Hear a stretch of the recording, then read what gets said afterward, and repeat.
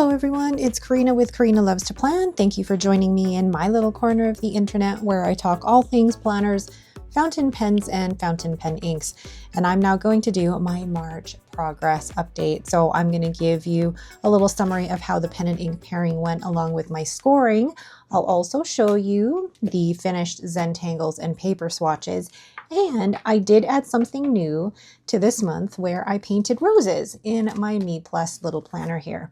All right, let's get the first pen and ink combination is my Hines Penco in Model K, and this is the Champagne at Midnight resin, and I have it paired with Fan Yan Tan Sakura Blizzard.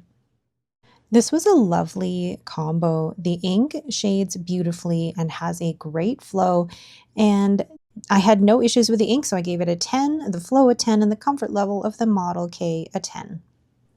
So this is what the ink looks like on all of the different papers, and I love how different every single paper looks. Like on the Yamamoto Bank and the Bank, it looks like a green ink, and you can definitely see hints of green on the Midori cream paper as well.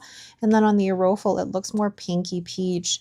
There's a little bit more green and orange coming out in here, but it's so interesting to see all of these variations of this same ink. And then here we have the finished Zentangle. Again, this was fun to do with this particular pen because the flow of this was lovely. So the shading showed off really well in this Zentangle. So that is my Model K of the Hines pen in the Champagne at Midnight with Fan Yan Tan Sakura Blizzard. Darn, I'm out of practice. I forgot to show the rose that I painted. So this is, I guess, the Spark paper or the Crema paper that came with the Me Plus planner. And I painted roses just using a number 2 paintbrush. And I love the way that these turned out. And it made the paper all nice and crinkly and crisp. So a great way to show the shading in that ink. The next pen and ink combo was my Hogtown Pens Swansea Large in the Conway Stewart Opal, and I paired it with Wearing Gold, the Nightingale, and the Rose. What an unexpected yet perfect match. The ink had great flow. I didn't have too many issues with shimmer, so I gave the ink a 10 because it's stunning, the flow a 10, and the comfort level of the Swansea Large a 10. And there's the Nightingale and the Rose paper swatches. It looks a little bit more brown purple on the Archivist paper and the Aurora paper. And then you could definitely see more of the brown base as we go through the different papers here. And then when we look at the finished Zentangle, this is another pattern from Varney Kakarni, and it seems like, yes, there were some spots there was a little bit more shimmer than others. And I think the longer that I used the pen or had it open, I guess, for the longer writing sessions, then the shimmer did kind of get a little bit less as the writing sample went on, but still a gorgeous, gorgeous ink. And then I'll show you the rose that I painted with this ink as well. So this is the rose. Let me zoom out a bit. It was so fun painting these roses, and I haven't actually painted these roses for a few months now, so it was nice to be able to paint them and see the shimmer and the shading in that ink. It's such a great way to use up more ink, but also to show the properties as well. So that is my Hogtown Pen Swansea Large with Wearing Gold, the Nightingale, and the Rose. The next pen and ink combination is my Asvine C80. This has a number 8 extra fine nib, and I have it inked with Diamine Salted Caramel. Wow, does this nib handle shimmer beautifully. It was an overall fantastic writing experience. I gave the ink a 9, the flow a 9, and the comfort level of the Asvine C80 a 10. And there's Diamine Salted Caramel on all of the different papers here. It definitely looks lighter here, like a lighter, more golden brown, hence the salted caramel. It's probably not one that I would want to purchase a full bottle of for my collection, but it was definitely fun to use while I had it. And it's funny how there's darker pooling areas in the Arofal and the Tamoy River paper, and maybe a little bit on the Rhodia and the Midori, but you don't see it as much. It almost looks like it's lighter in these papers, to my eye anyway. And then we have the Zentangle. This one was fun, but I think I was getting to the point where these Zentangles are so small in the grid that I'm doing them in, but now I'm doing them in like the half A5 size, so an A6 size Zentangle rather than a small portion of a passport size. So this was definitely taking a lot more time for me, and I was getting to the point where I was getting tired and it was becoming more work. So I had to find a way to make these more enjoyable for myself. And you'll see in later Zentangles that I decided to expand the grid so that the actual design isn't just in the 2x2 grid, but in like a 4x4, and I'll show you that. But anyway, this was a fantastic combination. I'm really loving this pen, and I had purchased it just because I wanted to try the number 8 nib. If you haven't seen my review on this yet, I will leave a little corner link here that you can take a look at it. But this one has surprised me in how much I've liked it. I haven't kept all of the Asvine pens that I've tried, but this one, I just love it so much. And then the rose for the salted caramel turned out really beautifully, and it's amazing how it looks on this paper. It definitely looks like it's more of that light brown, which is lovely. So that is my Asvine C80 with Diamine Salted Caramel. Next, we have my Aurora 88 in Mantova, and this has an 18 karat extra fine nib, and I have it inked with Herbin Roi d'Encre. I love this pink, but it can be a bit light, and this nib unfortunately still needs a little bit of work. So I gave the ink a 9, the flow an 8 because it can run a little dry, and the comfort level of the Aurora 88 a 9. This ink was actually one of my first original dusty pinks that I really loved, and I can remember why. I love the way that it looks on the Archivist paper. There isn't a ton of shading that's happening with this ink, but I just love how soft and dusty pink this is. And then when we look at the finished Zentangle, this one is mesmerizing. Now, you can definitely see where the ink pools, where I pick up the pen, and where the pen is meeting in the same spot over and over again, and that really that shows the shading in this. So that's why I actually love the Zentangles.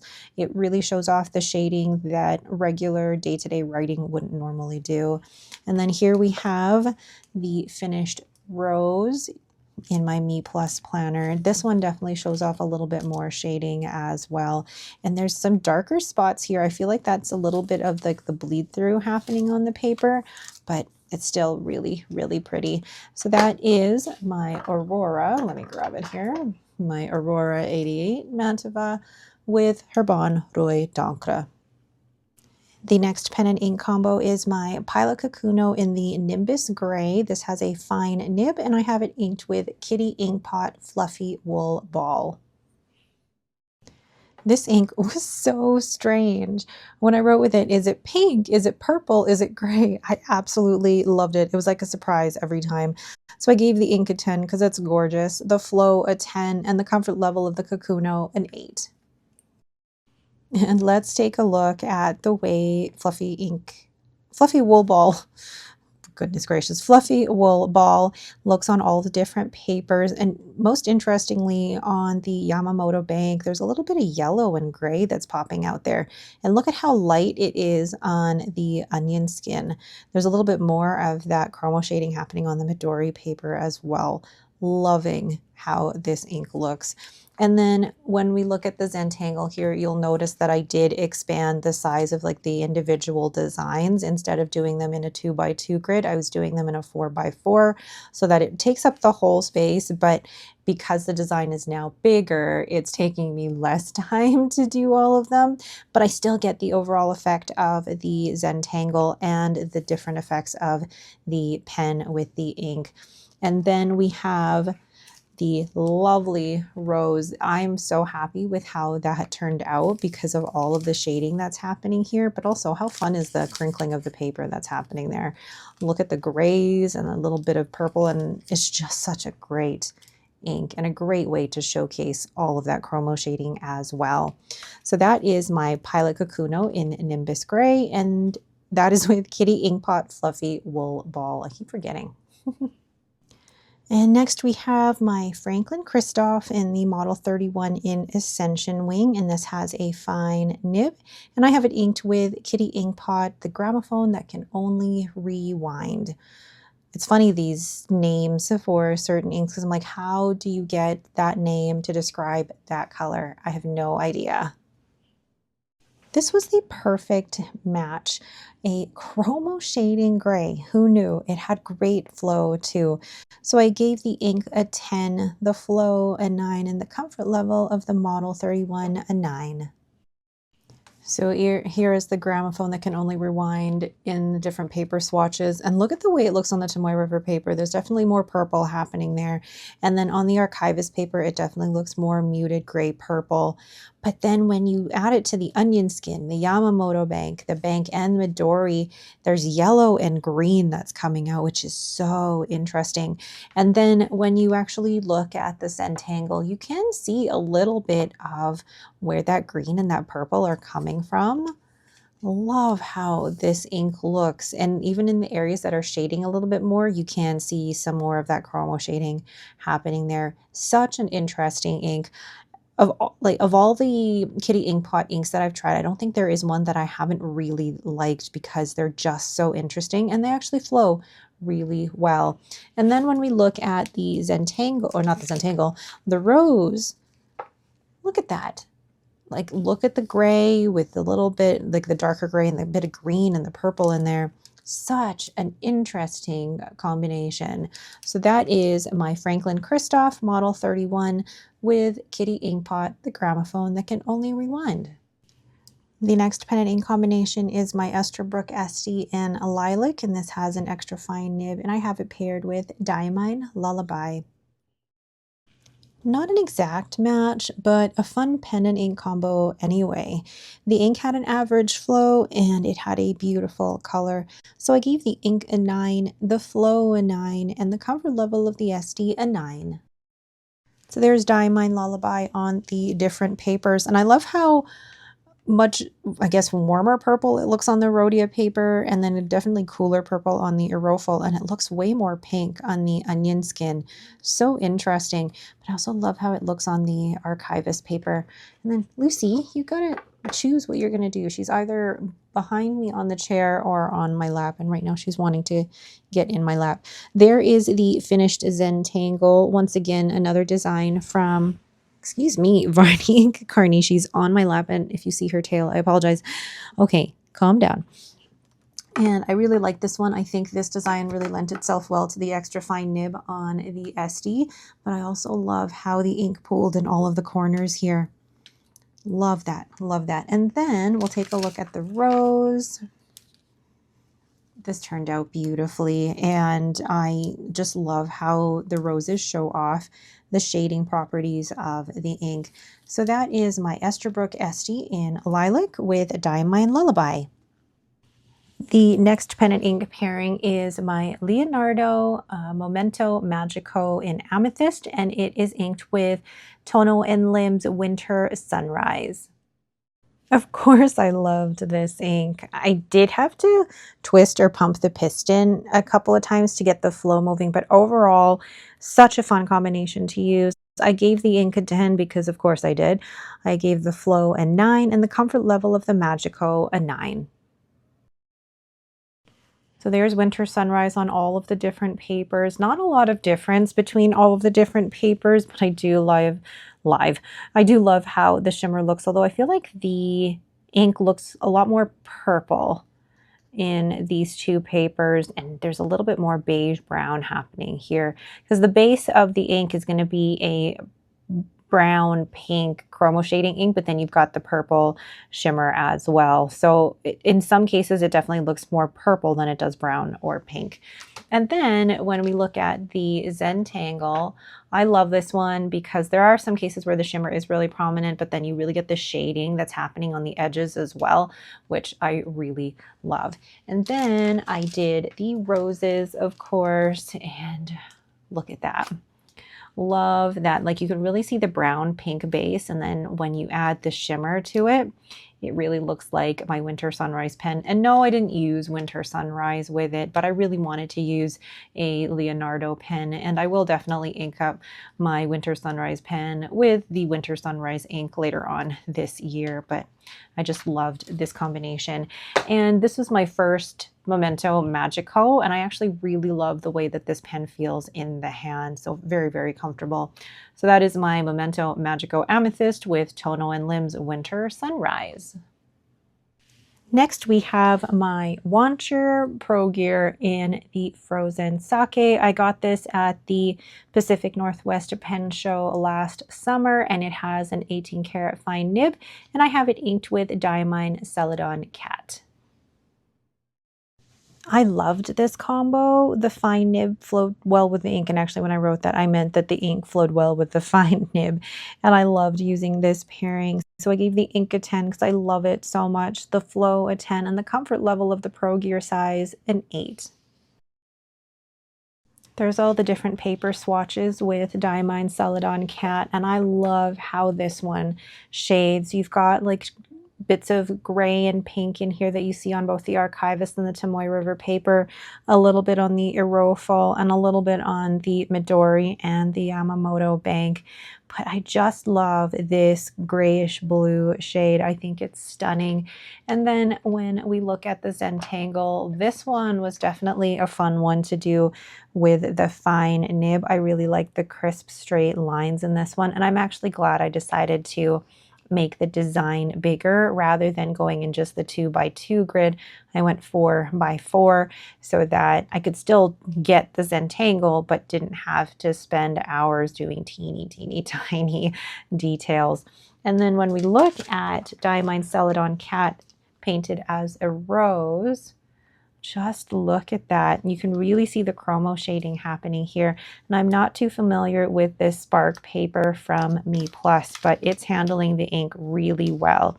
There's a little bit of shadowing because, I mean, I have painted with the ink, but with the writing, there's a little bit of ghosting, excuse me, but not too bad.